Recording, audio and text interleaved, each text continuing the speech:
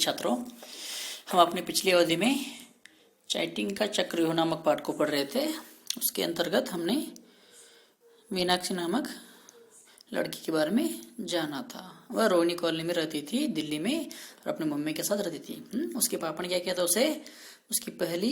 उसके जो जन्मदिन था उस अवसर पर उससे क्या किया था, उन्होंने उसे कंप्यूटर गिफ्ट में दिया था। वो कॉलेज के से आने के बाद अधिक समय कंप्यूटर के सामने ही बिताती थी और वो कभी कभार बोर होने पर मोबाइल गेम्स भी, जो कंप्यूटर में गेम्स भी खेलती थी और अपने सहेलियों से चैटिंग भी करती थी।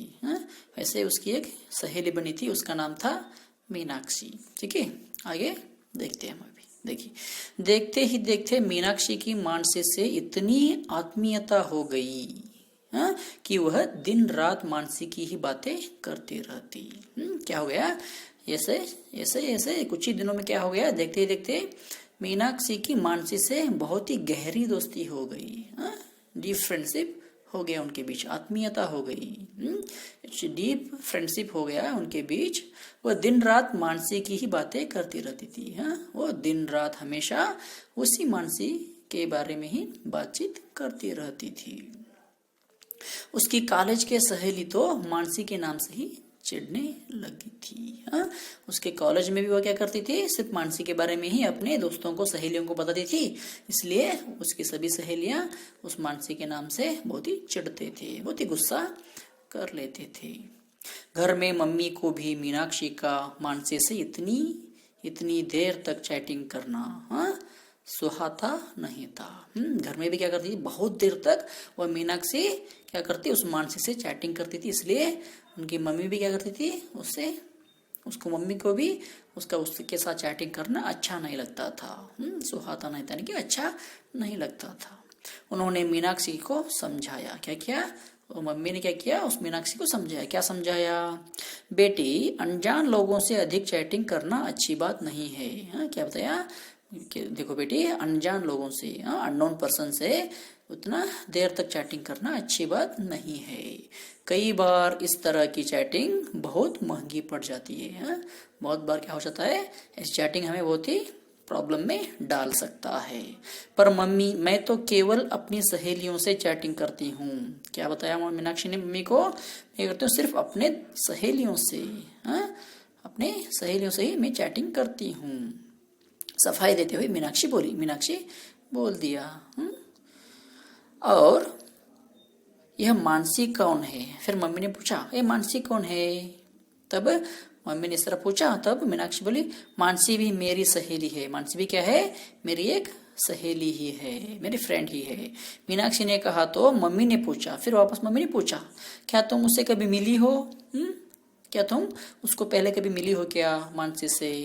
तब मीनाक्षी ने कहा, नहीं, अभी तक तो नहीं मिली।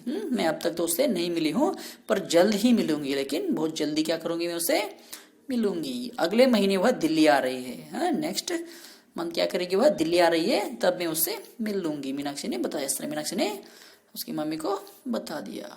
मुझे समझ नहीं आता, जिससे तुम कभी मिली नहीं, उससे केवल इंटरनेट पर चैटिंग करने से दोस्ती कैसे हो सकती है? वो मम्मी पूछ रही है, तुम जिसको देखी नहीं हो, कभी भी उससे मिली नहीं हो, फिर भी सिर्फ इंटरनेट के दौरान चैटिंग करने से तुम उसके साथ कैसे दोस्ती कर ली?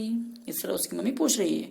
हो सकता है वह तुम्हें बेवकूफ बना रही हो, ऐसा भी हो सकता है कि वह तुम्हें फूल बना रही हो। फूल, बेवकूफ यानी कि फूल बना रही हो शायद तुम्हें वह।